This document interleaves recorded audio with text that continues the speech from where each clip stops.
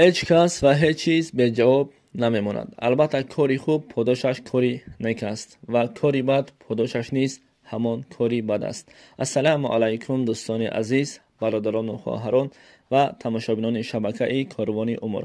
با شما هستم من کریموف عمر. دوستان عزیز، نوارا تا آخر با دقت خوب گوش کنید. برای دیگران هم با خبر شدن در ویدیو حتما لایک کنید، زیرا لایک شما سبب دیگران می شود که آنها از نوار ما با خبر می گردند.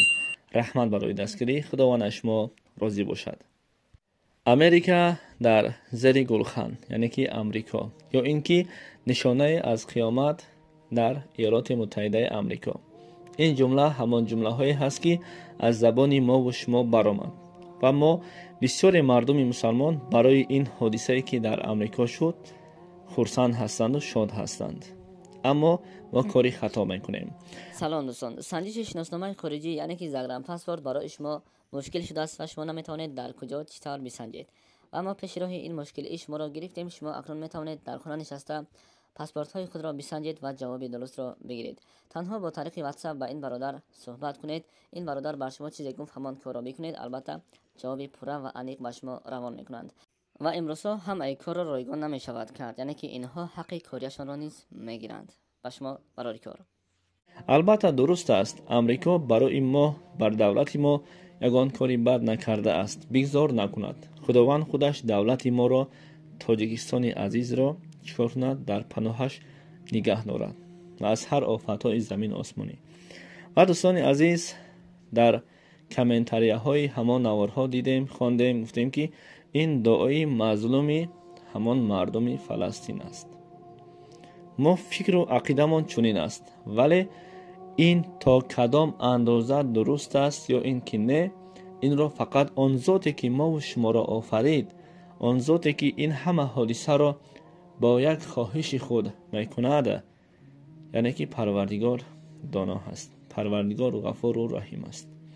و دوستان عزیز، زیرا یک شاعر میگوید که یک بزرگ، ما انسان هستیم، وقتی انسان درد کشید او زنده هست و انسان درد یک کس را تحمل کرد و فکر کرد که آن درد این است، او انسان است. ما باید انسان باشیم، زیرا این دنیا مانند یک جنگل بزرگ هست که در داخل آن جنگل شیر و شغال، روباه و گرگ و سگ هستند.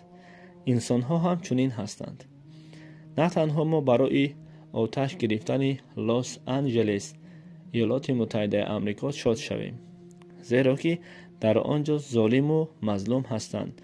پیغمبر نازنین محمد مصطفی صلی الله علیه و سلم فرمودند دعای مظلوم، خواه مسلمان باشد خواه غیر مسلمان، در نزد خداوند به پرده قبول می گردد.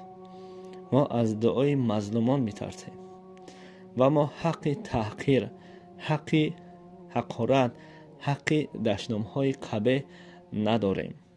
البته هر آن چیزی که هست از جانب خداوند است.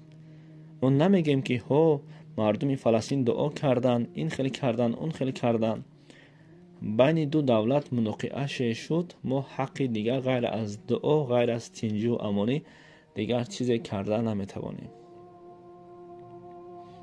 شاید که این فکرهای من برای بعضی از شما نادرست باشد، ولی این فکری که من است، من برای این فکری خود صادق هستم. زیرا خداوند متعال در سوره مبارکه زلزله می فرماید که بسم الله الرحمن الرحیم فمن یعمل مثقال ذره خیرا یره. بس هر کسی که ذره وزمینی کاری خیر کند میبیند و من یعمل مثقال ذره شر یره. بس هر کسی که ذره به طرز وزمینی کاری بد هم کند میبیند. البته مورد این موضوع این است که هیچ کس و هیچ چیز به جواب نمیماند. هر آن چیزی که هست حواله بر خدا کنیم. خداوند خود دانا هست، خداوند خود میبیند، خداوند خود دیده شده است. اگر موضوع ما بر شما پسند آمده باشد، فکری خود را در کامنتاری نویسید. بنده امروز موضوع را برای شما گفتم و باز میگویم که ما انسانیم. اگر تو درد رو حس کردی، تو زنده هستی. و درد یک کس رو حس کردی، تو انسان هستی. ما باید انسان باشیم. والآخر دعوانا ان الحمد لله رب العالمین.